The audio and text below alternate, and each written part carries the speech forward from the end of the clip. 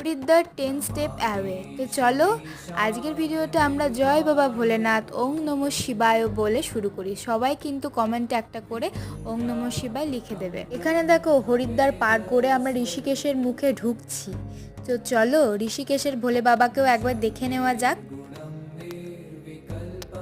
এদিকে ঋষিকেশ পার করে আমরা চলছি বদ্রীনাথের দিকে। বদ্রীনাথের ভোলে বাবা এই যে উনি বসে আছেন, এখানে ভোলে বাবাকে একবার দর্শন করে নিলাম।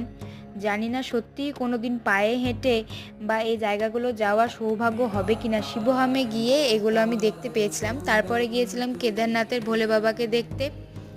এইখানে কেদারনাথের ভোলেনাথকে একটু প্রণাম করে নিলাম। তারপরে গিয়েছিলাম সামনের দিকে অমরাবতীর দিকে। অমরাবতী এখানেও ছিলেন ভোলে বাবা, যিনি ছিলেন পুরোটাই পাথর, আর পাথর নয় ঠিক বরফ দিয়ে তৈরি মূর্তি। তো এখানে এটা বলা ছিল পাথর ছুঁয়ে প্রণাম করতে।